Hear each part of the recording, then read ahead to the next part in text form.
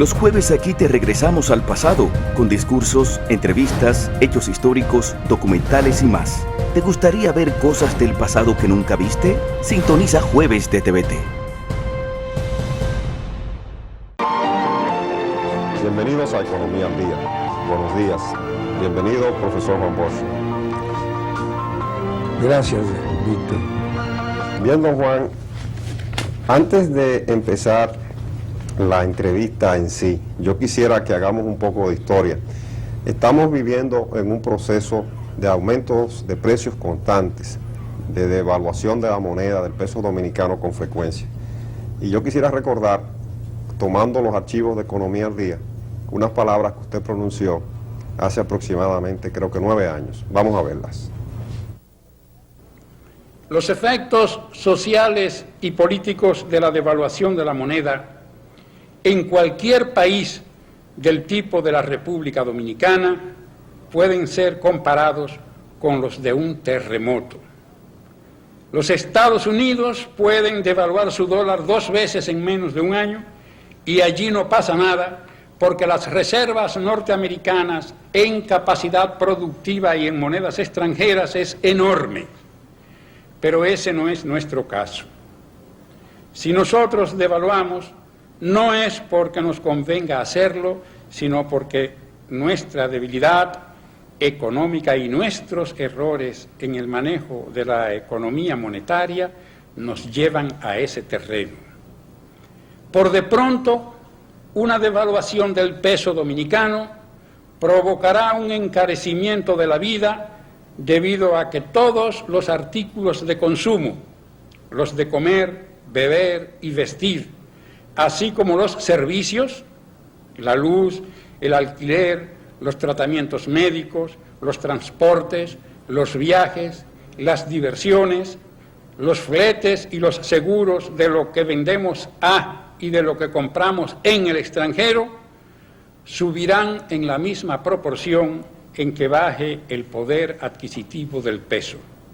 Y en lo que se refiere a los efectos sociales y políticos, podemos vernos en el espejo de los países de la América Latina que han devaluado su moneda. Veamos lo que ha pasado en Bolivia y en Brasil en los últimos 20 años. Veamos lo que está pasando ahora mismo en Uruguay, Argentina y Chile. Los que ven la devaluación desde el punto de vista estrictamente monetario y se las recomiendan al presidente de la República, no tienen idea del alto costo político y social que la mayoría de los dominicanos tendrán que pagar por su causa.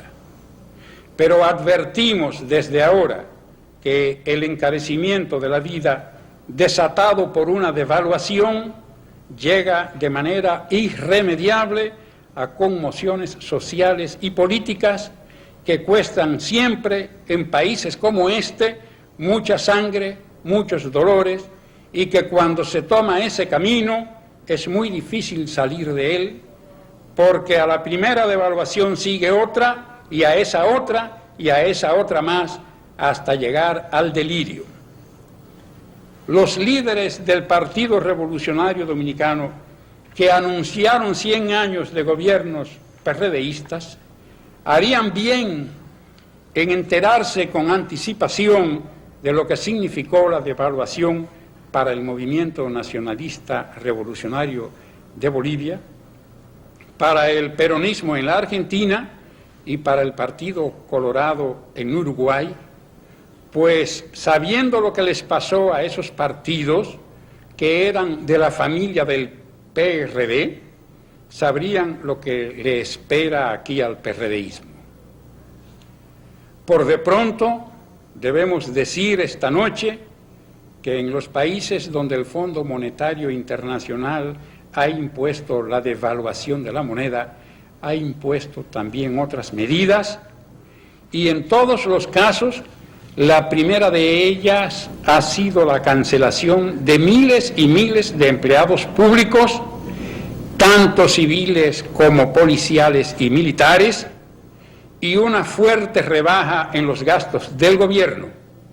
Y como ejemplo de lo que acaban ustedes de oír, ponemos los casos de Chile y del Perú. Bien, don Juan, eso fue hace 9 años. En ese momento, la República Dominicana no había tenido la experiencia de estos procesos de devaluación y después hemos visto lo que ha pasado. Bueno, no los había tenido en este siglo, pero sí los había tenido en el siglo pasado. Y no solamente un ejemplo, sino varios ejemplos. Por ejemplo, el caso de Buenaventura Báez en el 1857, el derrocamiento armado en una guerra civil de Buenaventura Báez fue producto de la devaluación de la moneda. La muerte de Ulises Heró fue producto de la devaluación de la moneda. Y no sé, los políticos dominicanos no conocen la historia de su país, no la estudian, no se dan cuenta de que todos los episodios sombríos así de la historia nuestra tienen su origen en crisis económicas. Es más, la propia fundación de la Trinitaria, y con la fundación de la Trinitaria, la guerra de independencia contra Haití tiene su origen también en una crisis económica. Las crisis económicas se manifiestan políticamente en países como los nuestros, que no son sociedades sanas desde el punto de vista de la organización social, porque viven políticamente como si fueran países capitalistas, pero en la realidad no se han desarrollado como países capitalistas. Bueno, se han desarrollado algunos se desarrollaron. Cuba se desarrolló como país capitalista, Argentina, Chile, etcétera, pero nosotros en nuestro país no hemos tenido desarrollo capitalista. Ahora, ¿verdad?, a partir ya de la dictadura de Trujillo para acá, comienza en realidad a manifestarse el desarrollo capitalista, pero todavía estamos en la infancia en ese sentido. Entonces no se estudia la historia nuestra, y por eso les sorprende a los gobernantes y les sorprende a los políticos lo que está sucediendo en la República Dominicana en este momento. Eso que usted hacía, esa referencia al PRD, de que eso era en el año 79, con en el año 79, ese discurso. Claro. Usted decía que los dirigentes del PRD habían anunciado 100 años de gobiernos PRDistas, sí, pero que la crisis económica iba a barrer con esas expectativas. Sí, y además anunciaba las crisis sociales y políticas que producen las crisis económicas. 5 años después de ese discurso, pues se produjo la matanza de abril de 1984, hombre, bajo un gobierno PRDista, el de Salvador Jorge Blanco. Ahora mismo, esta situación de movilizaciones en varias partes del país, que le han hecho creer al doctor Balaguer que eso son movimientos subversivos, no son tales movimientos subversivos ni cosa parecida, ni responden a ningún plan político, son como diría yo, explosiones de acción impulsada por la crisis económica. Son una especie de pobladas, como usted calificó la crisis del 84. Bueno, no llegan a ser pobladas, pero son, diríamos, el preámbulo de las pobladas, porque la poblada es un levantamiento súbito así,